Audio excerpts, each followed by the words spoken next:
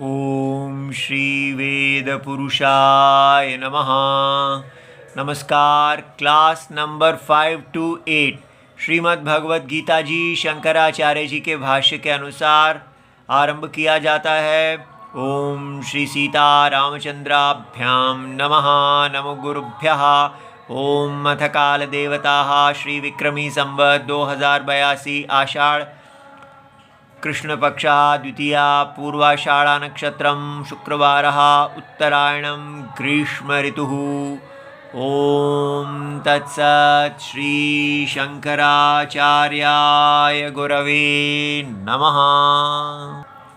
न कर्तृत्वं न कर्माणि लोकस्य सृजति प्रभुः न कर्मफलसंयोगं स्वभावस्तु प्रवर्तते। अध्याय नंबर 5 और श्लोक नंबर 14। पुस्तक है Gita Press Gorakhpur, book number 10, Shankaracharya ji के भाष्य वाली भगवद गीता जी। अच्छा जी, तो इस श्लोक को हमने कल देखा है, लेकिन पढ़ाने के बाद लगा कि इसमें इतना गहरापन है कि इसको और लग के देखना होगा। तो अच्छी तरह देखें कि इसके पीछे क्या कहा गया है, तब ये बात समझ में आएगी।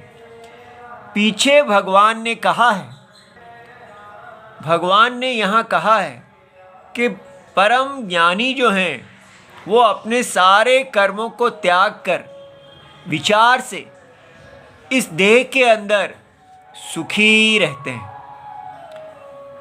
अब वहाँ पर ये प्रश्न पूछा गया कि क्या वो पहले कर्ता थे और बाद में अकर्ता बन गए हैं। जैसे कोई व्यक्ति चल रहा हो और जब रुक जाता है तो हम कहते हैं कि इसकी क्रिया अब समाप्त हो गई है। क्या ऐसा है? तब ये कहा गया कि नहीं, ऐसा नहीं है। अत्र उच्यते न अस्ति आत्मनः, आत्मा का स्वभाव से ही कर्तृत्वम और कार्ययित्वत्वम च न, तो आत्मा में कर्ता होना और कराने वाला होने का स्वभाव है ही नहीं। आत्मा जो है वो नित्य केवल चेतना है, लिविंग बीइंग नहीं है। कॉन्शियस बीइंग का मतलब हम समझते हैं चेतन है जो क्रियाशील है। चेतना है लेकिन क्रियाशीलता नहीं है। क्रियाशीलता जो है वो उसमें कैसे आ गई? ठीक है, तो इसका मतलब वो क्रियाशीलता अविद्या है, अज्ञान है, और ज्ञान से उसकी बाधा हो गई। ये बात पिछले श्लोक में कही गई है।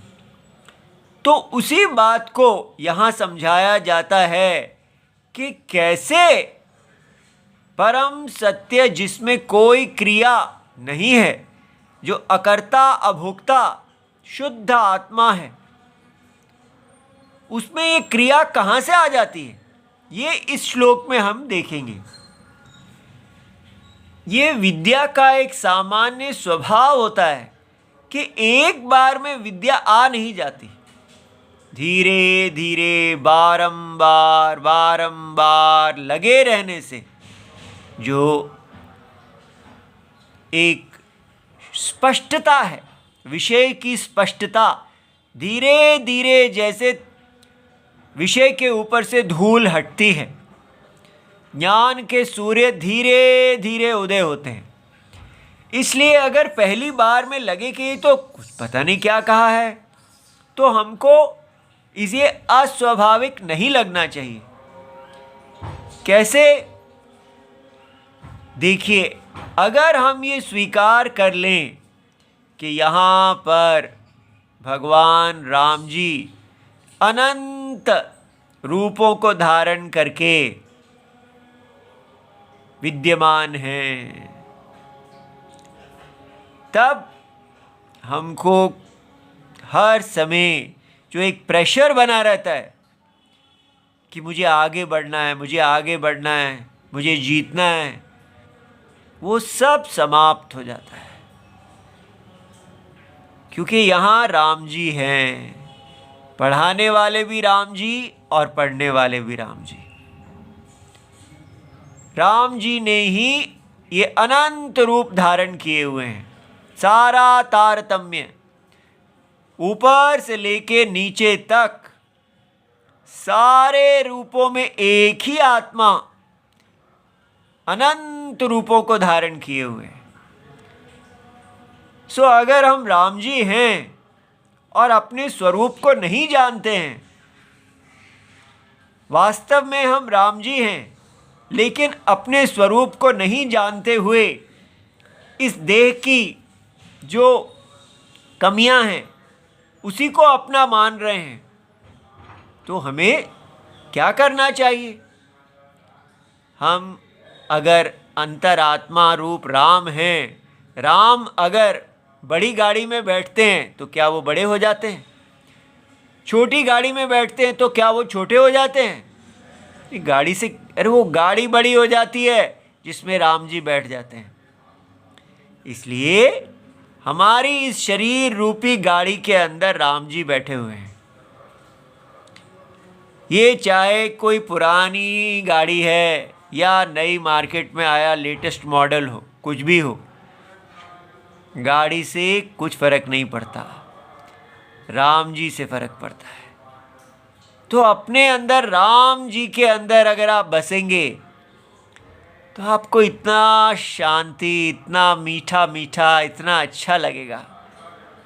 वही शरीर है, पहले भी ऐसा ही था और राम जी के अंदर चले जाने पर तब भी वैसा ही है। लेकिन अब आप इसके टूटे फूटेपन को स्वीकार कर सकते हैं। आप सत्य बोल सकते हैं कि मुझे नहीं समझ में आया, या मुझे हर रोज पहले से ज़्यादा अच्छा समझ में आ रहा है। इसलिए आपको पढ़ाते समय भी हम ये सत्य बोल सकते हैं कि हर क्षण हमारी स्पष्टता भी बढ़ रही है।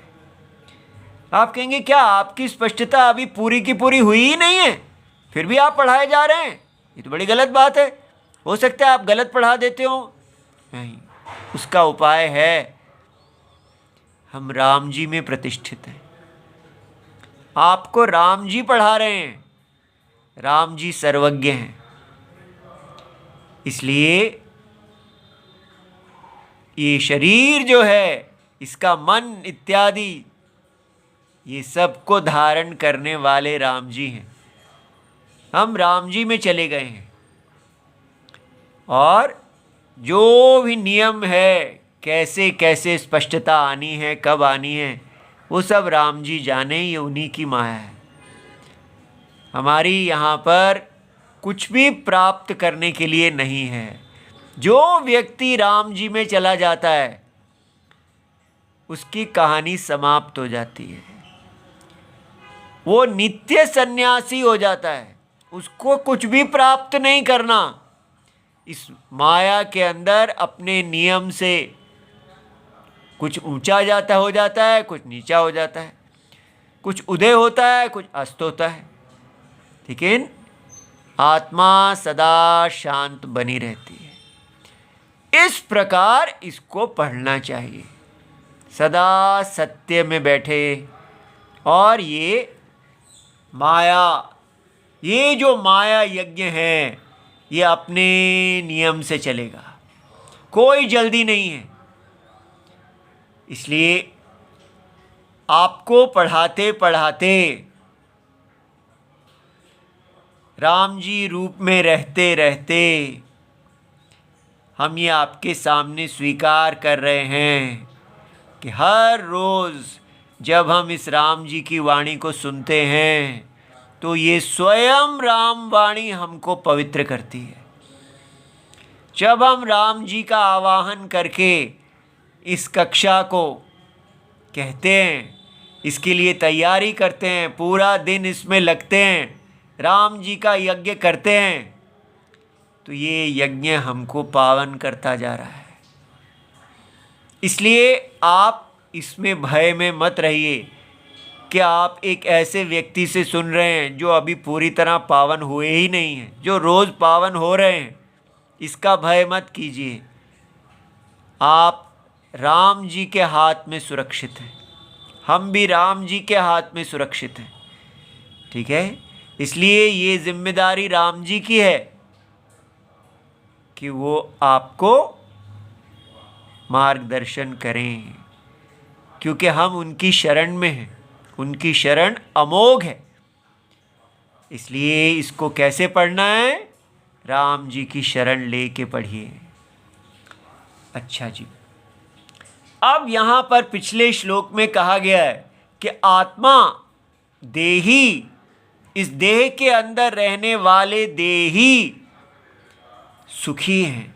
सुखी होना उनका स्वरूप है, आनंद उनका स्वरूप है।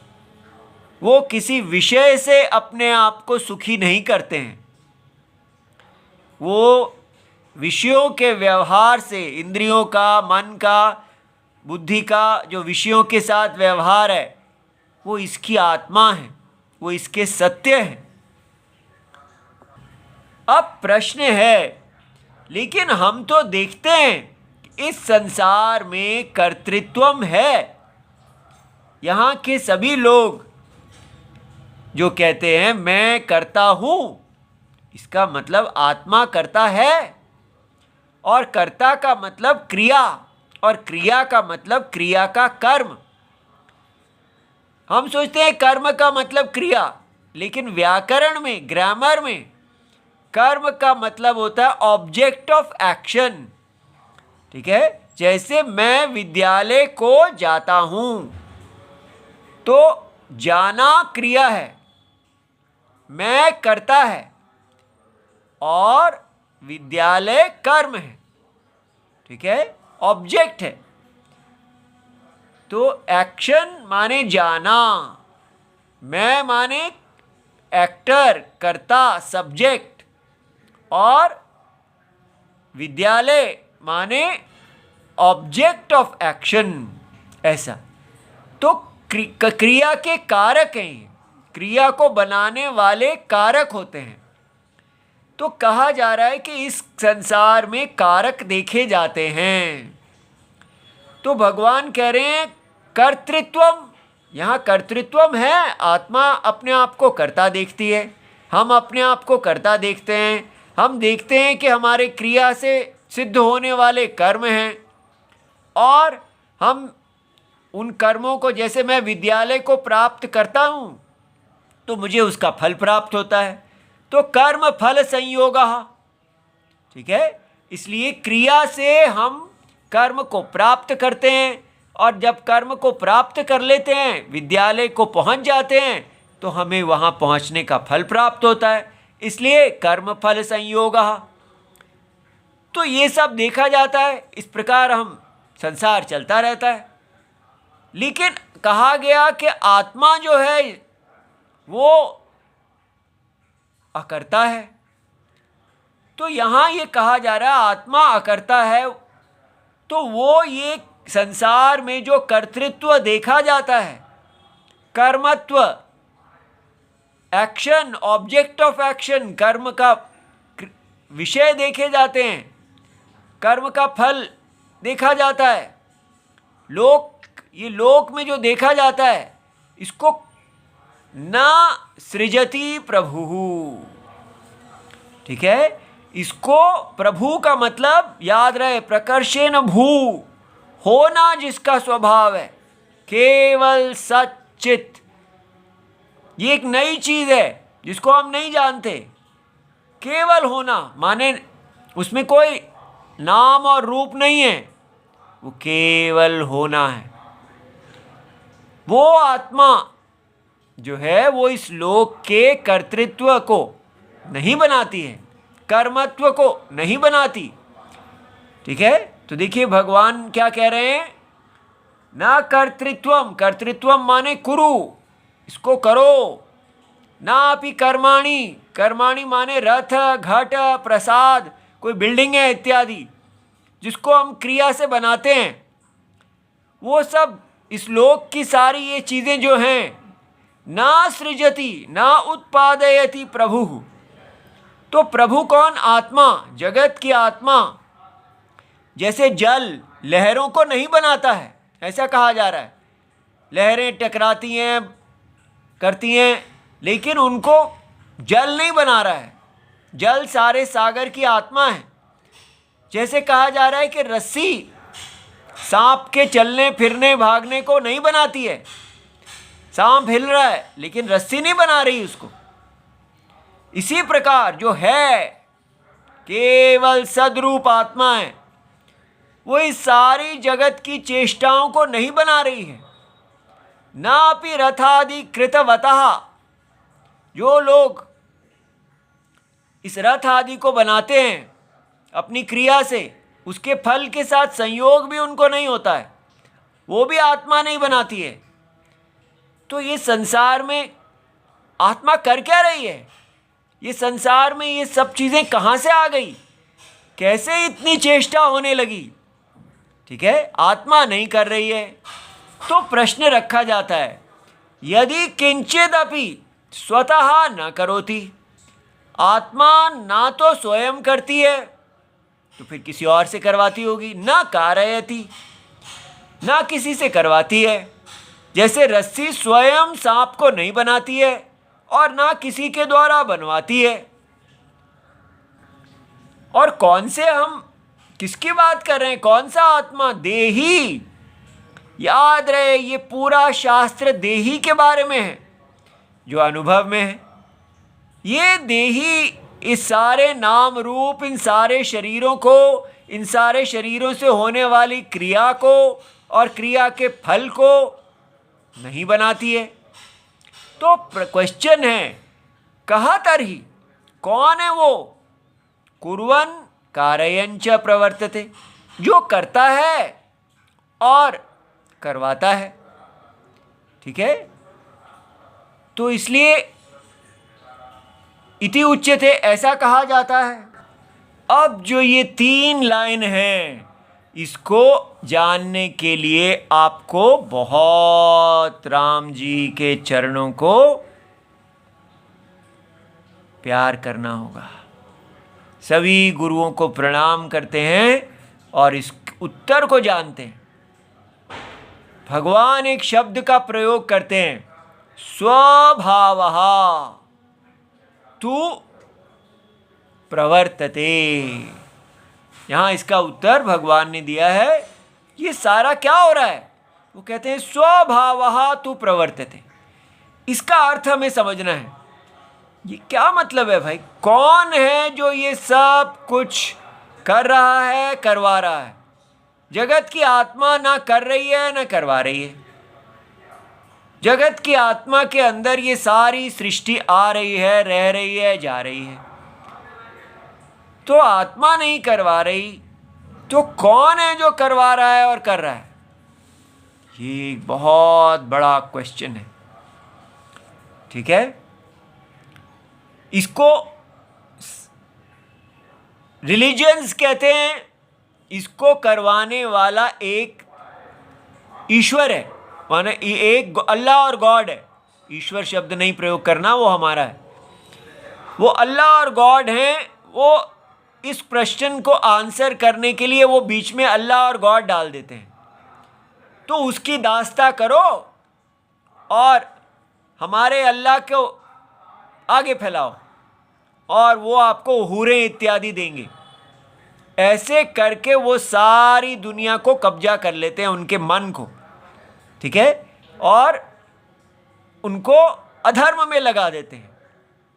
अल्लाह के नाम पे आप दूसरे वाले को पूजने वाले जितने भी हैं शैतान के बंदे, उनको मारो, उनकी औरतों को लूटो और मरणोपरांत अल्लाह की दुनिया में जाओ।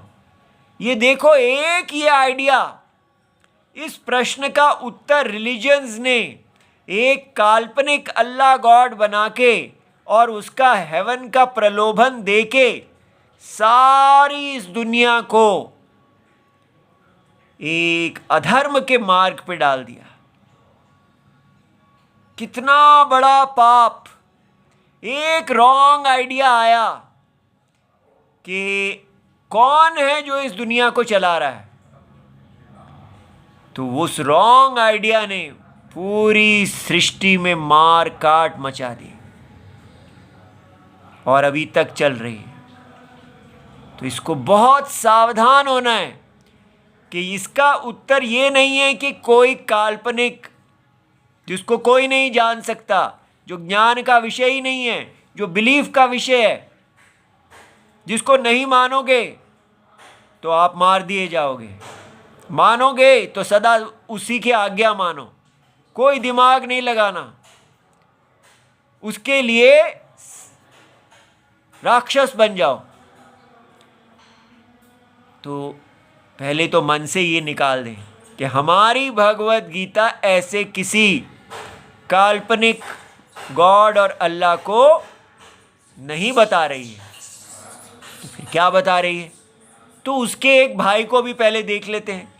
साइंस आके कहती है कि कोई काल्पनिक गॉड और अल्लाह नहीं है। तो फिर कौन है? साइंस कहती है कि इस दुनिया को चलाने वाले प्राकृतिक नियम ही हैं, नेचुरल लॉज, इसके अंदर ही लॉज हैं। बस उन लॉज को जान लो और जान लो कि आगे क्या होगा, पीछे क्या हुआ था, कॉज इफेक्ट, इसके अंदर कॉज इफेक्ट के लॉज हैं। जो उस कॉज और इफेक्ट के कार्य और कारण के उन प्राकृतिक नियमों को जान लेता है, वो फ्यूचर भविष्य को भी जान सकता है और भूतकाल को भी जान सकता है और वर्तमान को भी जान सकता है। इन लॉज को छेड़छाड़ करने वाला कोई गॉड और अल्लाह नहीं है। इसलिए ये जो दुनिया में हो रहा है ये बस अपने आप ही चांस से आ गया है, कोई इसको नियंत्रित नहीं करता।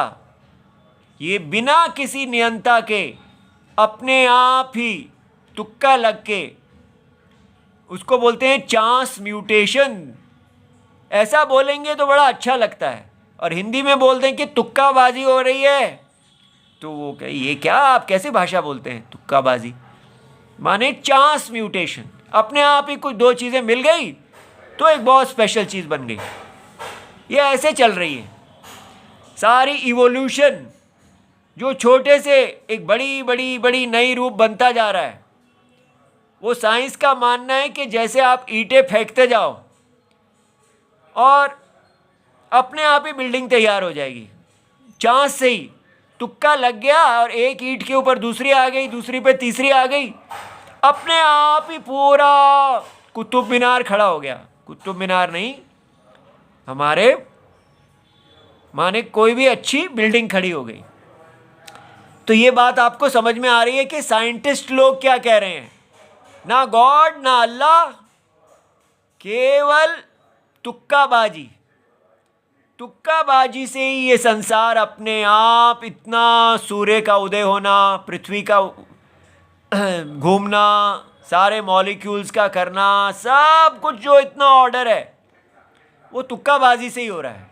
बस वो तुक्के से लॉज बन गए हैं, उसको जान लो और खाते रहो। इसलिए ये भी हमको जो उत्तर देता है वो हमने देख लिया। अब इसके बाद हमको इन 3 लाइनों में देखना है कि हमारे वेद क्या उत्तर दे रहे हैं। ध्यान दीजिए, भगवान ने एक शब्द प्रयोग किया है, स्वभावः। स्वभावः का वो ब्रेकअप करते हैं, वो कहते हैं स्वहा भावः। स्वहा का मतलब अपना, ठीक है, अपना, और भाव का मतलब होना, ठीक है। तो इसलिए भगवान कह रहे हैं स्वभावः, तो अर्थात आत्मा ही हो रही है, आत्मा कुछ बना नहीं रही है। आत्मा जो देही आत्मा है, जगत का परम सत्यम, वो ही हो रहा है। तो अगर वो ही हो रहा है और उसके अंदर कोई क्रिया है ही नहीं, तो फिर ये कैसे आ गया? तो स्वभावः का मतलब दिया गया अविद्या लक्षणा प्रकृति ही माया प्रवर्तते। तो ये एक ऐसी चीज है जिसके कारण अकर्ता देही आत्मा बिना कुछ किए, क्योंकि वो कर्ता तो है ही नहीं, बिना कुछ किए वो कर्ता भी बन जाएगा और कराने वाला भी बन जाएगा। लेकिन फिर भी वहां वही रहेगा, अकर्ता ही रहेगा। लेकिन उसके अंदर एक ऐसी शक्ति प्रकृति आ जाएगी जो ये सब कुछ करा देगी। तो ये हमको समझना है कि ये क्या है। देखिए, भगवान ने कहा स्वभावः का मतलब है अविद्या लक्षण। तो पहले तो ये बात समझनी है कि ये स्व माने अपना ही भाव, अर्थात कोई पर भाव नहीं है, कोई दूसरा इसमें इन्वॉल्व नहीं है। यहां पर केवल साक्षी आत्मा है और ये आपके अनुभव में है। अब प्रश्न है, साक्षी आत्मा के अंदर ये दृश्य कहां से आ गया? साक्षी आत्मा दृश्य के साथ कैसे जुड़ गया? तो कहा अविद्या। अविद्या क्या होती है? प्रत्यय रूपा। ये अविद्या कोई चीज नहीं है।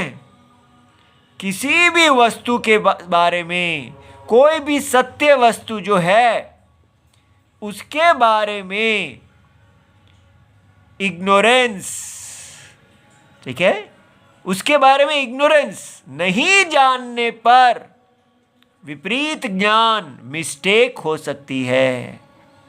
ये शंकराचार्य जी का सबसे मौलिक आइडिया है। जो शंकराचार्य जी ने बनाया नहीं, माने जो पीछे से वेद से चला आ रहा है, जिसको शंकराचार्य जी ने अपने भाष्यों में कहा है, जो पीछे की परंपरा से यही चला आ रहा है। तो इस समय हमें शंकराचार्य जी के भाष्य में जिस प्रकार अविद्या की परिभाषा दी जाती है कि ये अविद्या क्या है, तो वो कहते हैं इग्नोरेंस एंड मिस्टेक। इग्नोरेंस माने किसी सत्य वस्तु को नहीं जानना और उसके कारण विपरीत जानना। तो इसलिए क्या हुआ? सत्य वस्तु देही आत्मा को नहीं जाना, अविद्या लक्षण, विपरीत जाना, तो क्या आ गया? एक बीज आ गया। ये इग्नोरेंस, नहीं जानना, एक बीज है, उसको प्रकृति कहते हैं। मूल, इस सारे जगत का मूल क्या है? बीज। मूल बीज, सीड ऑफ क्रिएशन। भगवान के अंदर, जगत की आत्मा के अंदर एक सीड आ गया, बीज आ गया, उसको कहते हैं माया। उस बीज में सत्व, रजस और तमस ये गुण हैं, ऐसा आप समझिए, ठीक है। तो ये गुण जो हैं, ये सारे गुणों ने आत्मा को, सत्य आत्मा को गुणी बना दिया। सत्य आत्मा में ना गुण है ना गुणीपन है, लेकिन ये गुण उत्पन्न होने से अज्ञानी को क्या लगा? ये सारे गुण आत्मा के हैं। तो हम क्या अपने आप को कहते हैं? अहम गुणी, मैं गुण वाला हूं, मेरे गुण हैं। तो आपसे पूछा जाए तो आप कहते हैं मैं लंबा हूं, मोटा हूं, पतला हूं, पुरुष हूं, स्त्री हूं, ये मेरे गुण हैं और मैं गुणी हूं। लेकिन वास्तव में ये गुण गुणी भाव जो है, ये आत्मा का ही अविद्या लक्षण प्रकृति है, ठीक है। इसलिए ये जो कहा गया स्वभावः, स्वभावः, स्वभावः, अपना भाव, आत्मा का ही अविद्या में जो भाव है वो कर्तृत्वम है। आत्मा से अंतर कुछ नहीं है, केवल अज्ञान में उसी आत्मा को, अकर्ता आत्मा को आप देखते हैं तो वो ये माया जगत की तरह आत्मा ही प्रतीत हो रही है। ठीक है, इसलिए हमें समझ में आया कि इस जगत को किसी ने नहीं किया, आत्मा ने भी नहीं किया, किसी अन्य ने भी नहीं किया, गॉड ने भी नहीं किया, और फिजिकल लॉज ने भी नहीं किया। तो किसने किया है? किसी ने नहीं किया। ये केवल एक अज्ञान में दिखने वाली कल्पना है। इसीलिए ज्ञान मिलने पर इसकी बाधा की जा सकती है। ठीक है, ये बात समझ में आई। ज्ञान से मोक्ष क्यों हो सकता है? क्योंकि ये जगत केवल अविद्या लक्षणा प्रकृति माया है। इस माया को कैसे तरा जा सकता है? इसके सत्य आत्मा की शरण लेके। सत्य आत्मा कभी भी माया से स्पृष्ट नहीं होता। ठीक है, जो भी अविद्या लक्षण दुनिया उसमें दिख रही है वो सदा उससे असंग रहेगा। जो व्यक्ति अंतरात्मा में शरण ले लेगा वो भी असंग हो जाएगा और वो धर्म का पालन करते करते शुद्ध हो जाएगा और इस अज्ञान को तर जाएगा। ठीक है, तो ये अच्छी तरह समझना है कि ये अविद्या लक्षणा प्रकृति, ये सारा कुछ जो विकार है, जो हम कहते हैं भगवान से आया है, भगवान में रहता है और भगवान में चला जाता है, ये सब अविद्या लक्षण है।